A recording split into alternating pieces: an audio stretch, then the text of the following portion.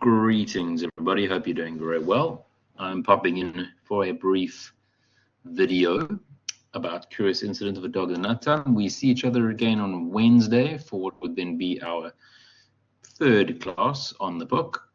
So we already are getting to the end of the semester here, and I just wanted to give you a short video that I think explains something really important about the bigger picture of the novel that we are dealing with here, and I think will help you to understand a little bit more deeply about the theoretical term of postmodernism. We spoke about that briefly last week, what postmodernism is, and what I told you is the best way to understand literary postmodernism, so modernism that appears in literature, is that postmodernism is really whenever something that is created is self-aware, is aware of itself as a creation.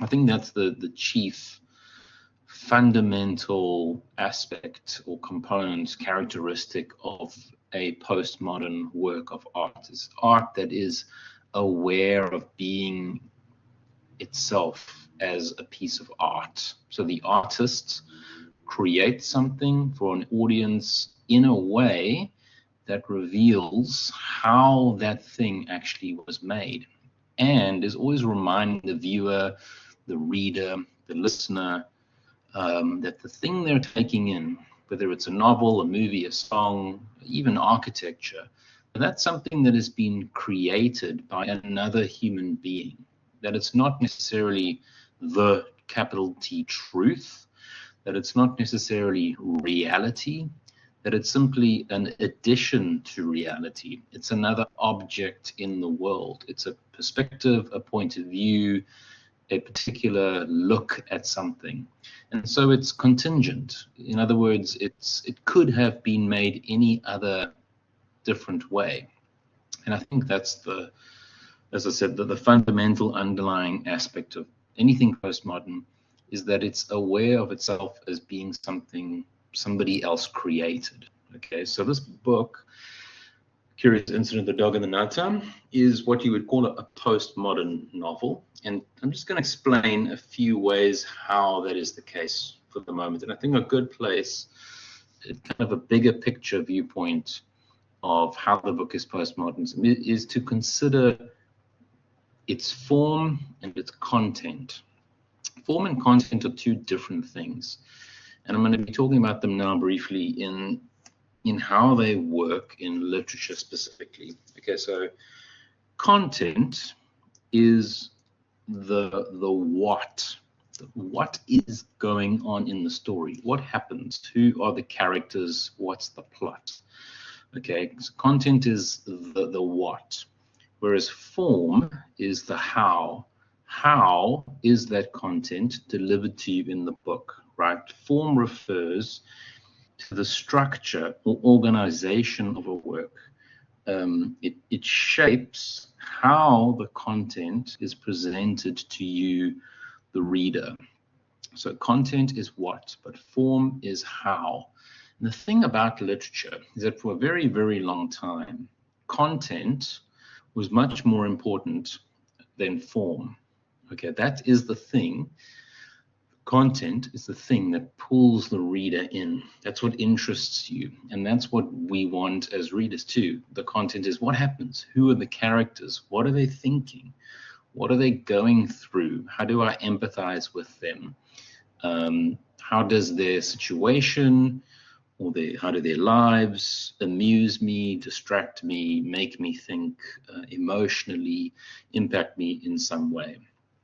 And the form, the way that content is delivered, is very often something that actually happens invisibly. It happens in the background, right?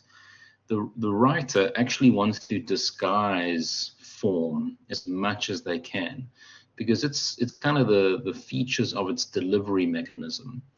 And what a book is always trying to do is trying to pull the reader in and convince them, in a sense, trick them, that the content is real. Okay, that it's psychologically real, it's authentic, it's based in something true, and that it couldn't be any other way. And as such, the form is something that almost, like I say, becomes invisible. So a how feature of form would be something like, what is the narrator, or who is the narrator? What is the point of view? Is it an I, first person? Is it a third person, he, she? Is it a second person, you? Those things are often things that we kind of want them to appear naturally in the story. We don't want them to stick out too much. We also like stories that begin at the beginning of a story and then proceed from the beginning to the middle to the end in a kind of logical, coherent way. It's not great when, not that it's not great, it's just, it can be less persuasive when the story is done in a non-linear way, where maybe you start in the middle, you refer back to the beginning, you reveal the end early on, and you jump around in time, right? Usually the form of a novel is linear. It has a beginning, it has a middle, and it has an end. And each of those things has their own form, right? The start of a book usually begins in a certain way. By the middle of the story, we have certain expectations, and by the end, everything gets resolved and tidied up very nicely. Especially in genre fiction, which is like a detective story or a thriller or a horror, it has to meet with certain requirements. We expect particular content to appear, and the form usually is something that's really hidden away, invisible. We don't get shown the fingerprints of the creator. Why? Because if we get shown that, if we get shown the form, if we get shown the trick of it, how it was made, that revelation actually distracts you from the content. It distracts you from the meat, from the substance of the story. And in that sense runs the risk of no longer being convincing, no longer being something that tricks you into being enchanted by the spell of the story.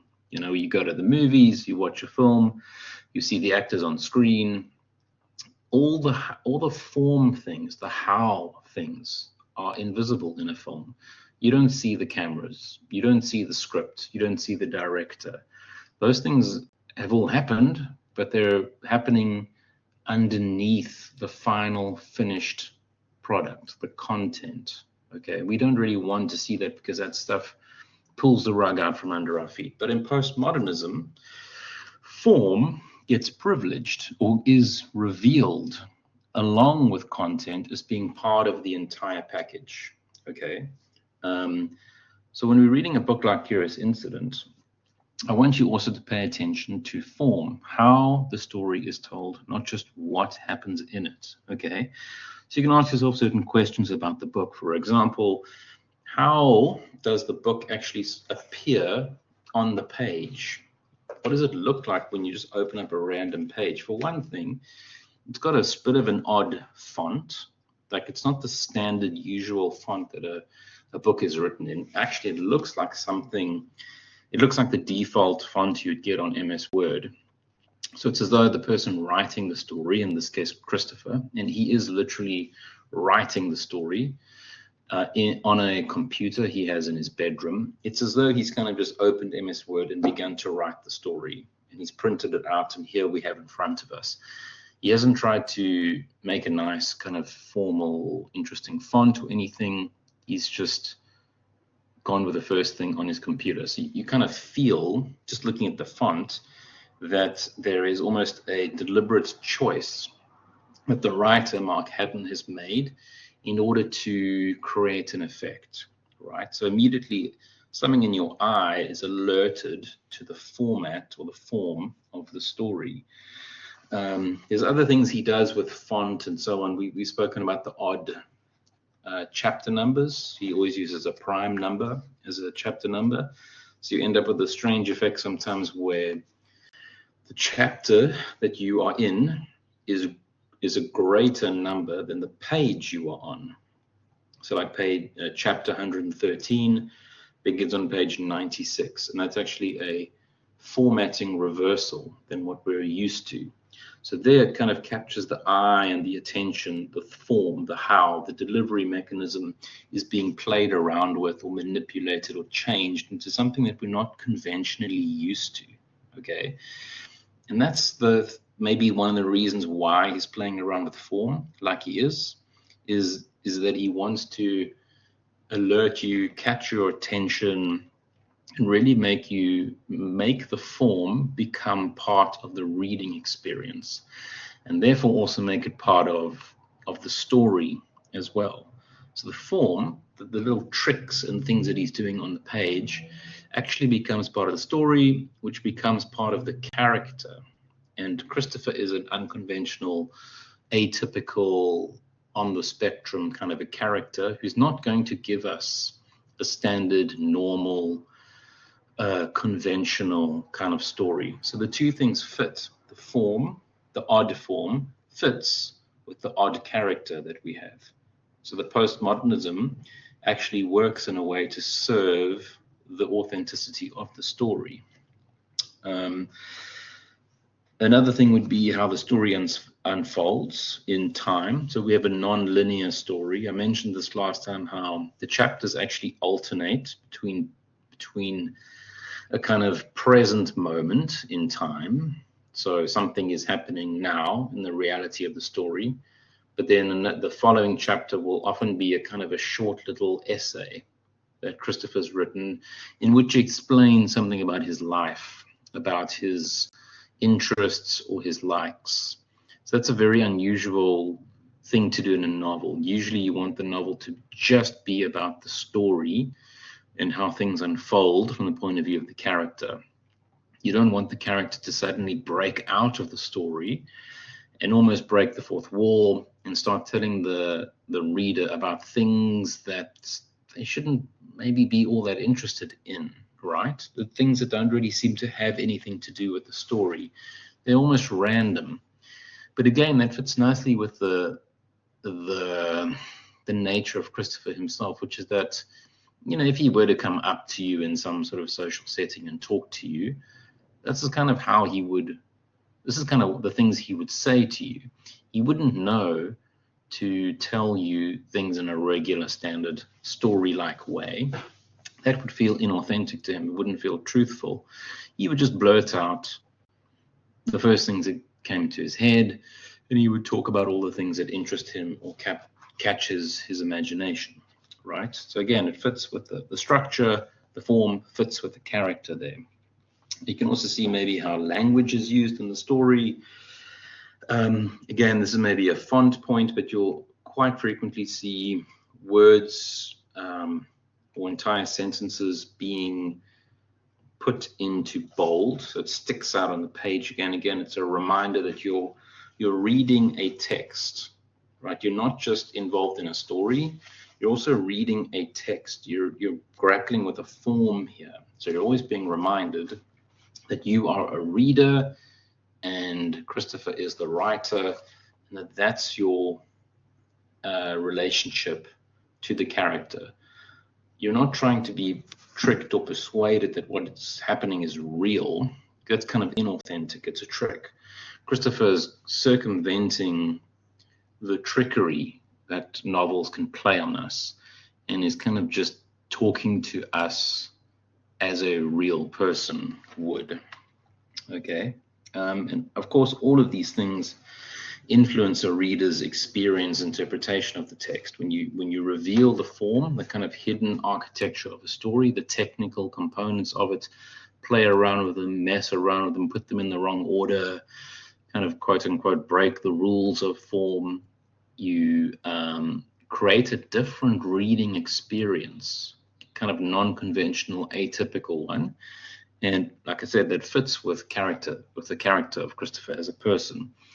And in that way, it actually makes the whole experience seem even more truthful and authentic, because it is how Christopher would talk to you, but it also is, the book is being honest with you. The book is not trying to trick you into believing something that didn't happen. It's also showing you all the ways in which it itself is a book. And so that's a very truthful, non-deceptive act that it's undertaking there.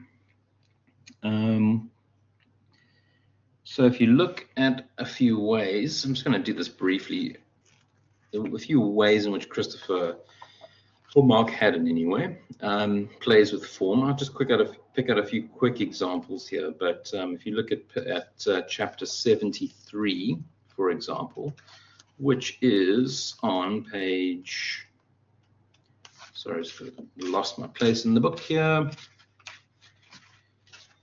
Page 70, chapter 73 starts on page 59. You get if you just look at the page, it's kind of a very odd looking formatted page. You get a kind of list of things.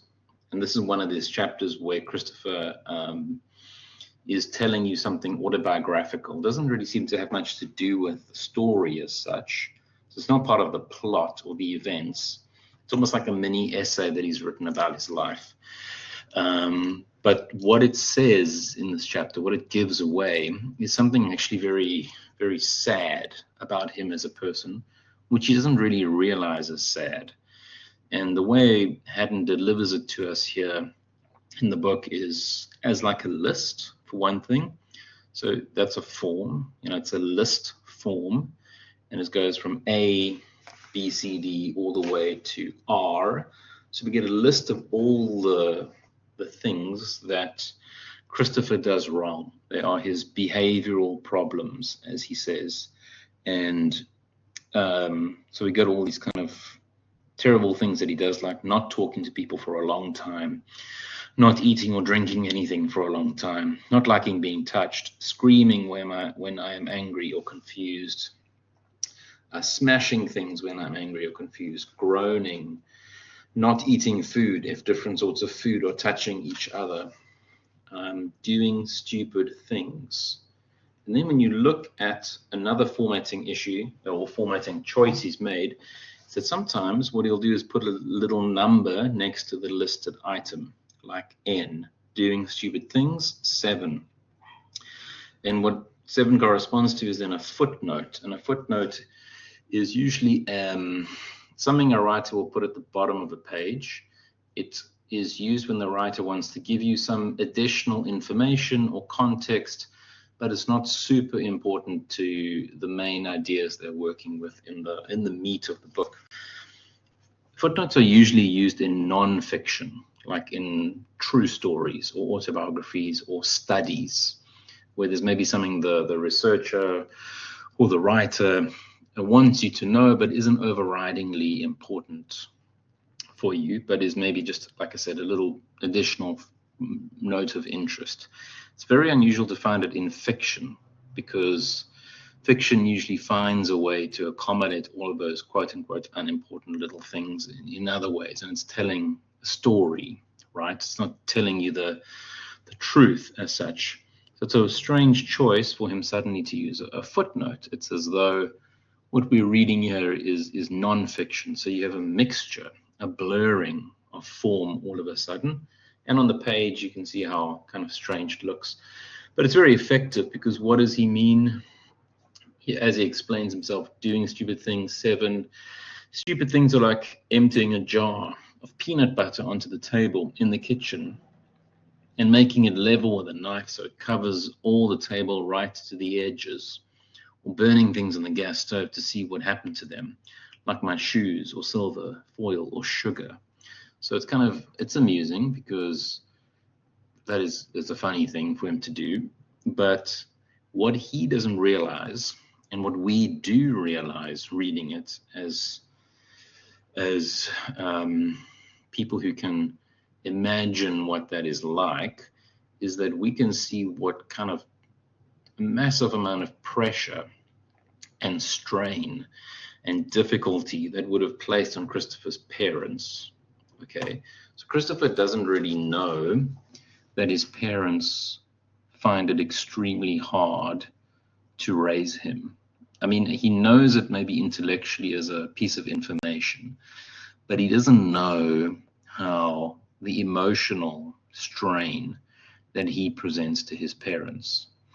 And he's telling us here, and Mark Haddon is finding a way to give us that bit of story and character without, in a way that Christopher is able to tell us, and in a way that makes it very powerful, because Christopher doesn't say or reveal the emotional pain his parents do, but we work it out ourselves.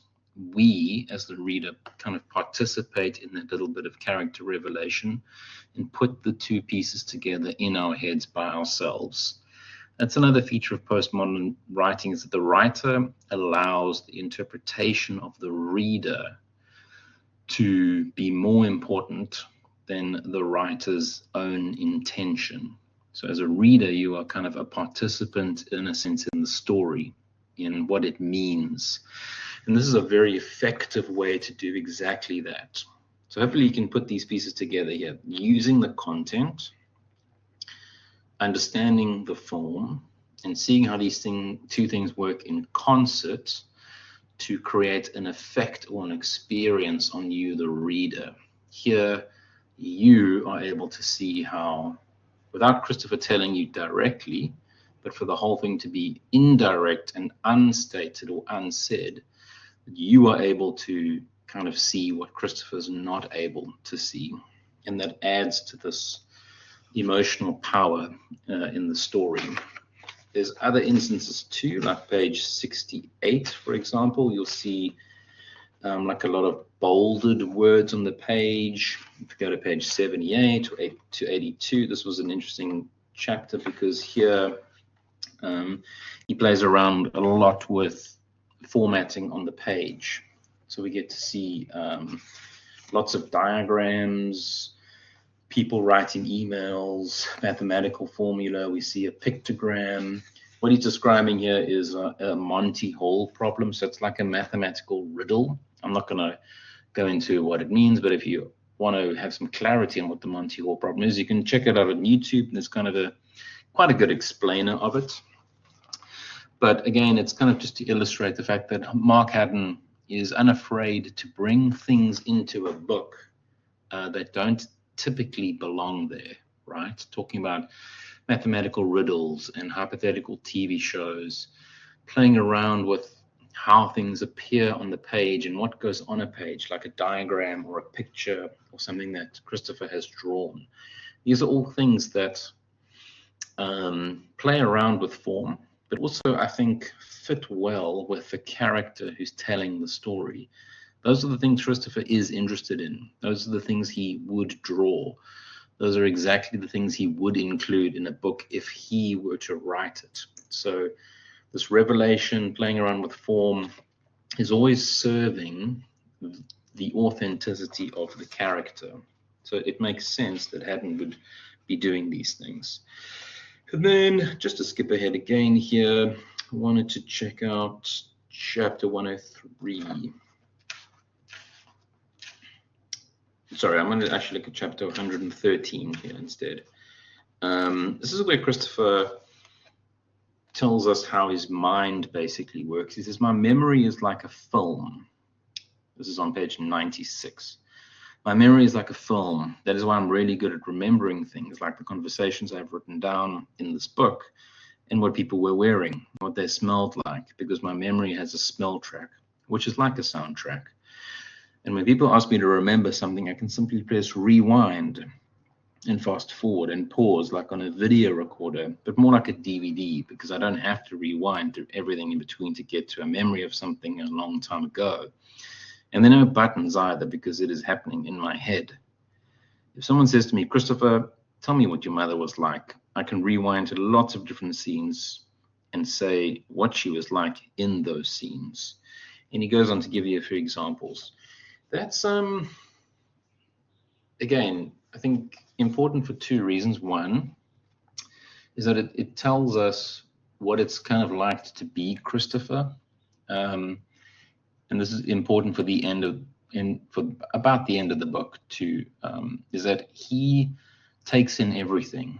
Nothing escapes his attention. Everything he sees, he remembers. So he takes in a lot of information and data. Imagine kind of being in that situation where you can't forget anything. It's both a blessing and a curse, because it means that your body, your mind, your psyche can't tolerate taking in too much information. Otherwise, it will be easily overwhelmed. But it's also something of a superpower. It's also, for the second, this is the second reason it's important, is that he's the narrator of the story.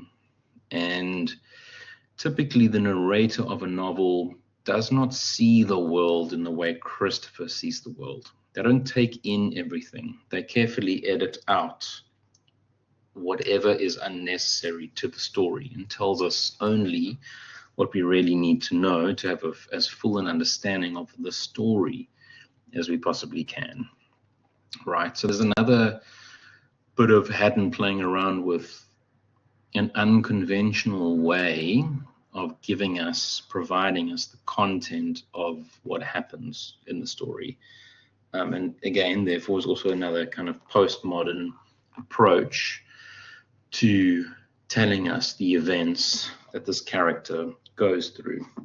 The other thing that's kind of, I guess, sad about it for me is if you just focus on the character of Christopher there, he takes in so much, and he's very, very intelligent, and nothing escapes his attention, and yet he can't really function in the world. And I think it kind of goes to show that even though he has this kind of flawless memory, he doesn't have a novelistic way of understanding the world. He takes in all of this information, all of these bits and pieces of information, but he's never really able to put them together into a bigger picture. He's not able to connect the dots. He sees everything that happens to him as a separate, discrete incident or event or bit, like a byte of information, just data that goes into his head and is stored there. But he can't put them together in a way that makes or creates a context. The way that we understand the world, we see the world in a kind of a bigger picture way. We see things contextually. We understand that something happens because there's a larger situation underway. And we're able to put these two things together and understand how they fit and how they belong, right? Christopher just sees things is like, as I said, as different bytes of information, maybe something like what a computer would, right? And that is also, in a way, not the way a novel works. A novel requires us to understand contextually and to see the bigger picture of things. And so you have, again, the situation where the form is at odds with the character, in a sense. The form of the novel, the traditional form of the novel, I should say, is at odds with the character, okay? And that is another reason why Haddon has to find a way around the traditional form in order to deliver us the story in a way the character would. And it creates a very powerful effect, which is that Christopher sees the world in a certain way, and we, the reader, are able to read between the lines of his life for ourselves. Just like I said earlier with how his parents must be under huge emotional strain, but he doesn't realize it, and we do. It happens frequently throughout the book, where he will say something and be utterly oblivious to what he's actually given away to us, the reader, as a piece of context. We infer the bigger picture of his life as it begins to emerge slowly over the course of the book. But he never does, okay, because he's so deductive and rational in his thinking, all right? And that's going to be important for how the story actually unfolds through the middle and all the way to the end, because he starts to put pieces of the puzzle together in a way that a detective would, but at the same time is allowing him for the first time to understand clearly what's actually going on in the bigger picture of his own life. And that is what we'll start to cover on Wednesday evening when we see each other again. I look forward to doing that. I don't know if we'll finish the book on Wednesday night. Might require one extra short recording, But we'll see how we go. So in the meantime, make sure you are keeping up with the reading and that you're doing well. I will see you again on Wednesday night. And just a reminder that on the 6th of November at 6 p.m., the lead online tutor and I will be doing the support session for the POE. So make sure that you are able to come on the 6th of November at 6 p.m. and we'll be going over the POE questions. Okay, I'll see you guys soon. Stay well. Keep reading. Bye.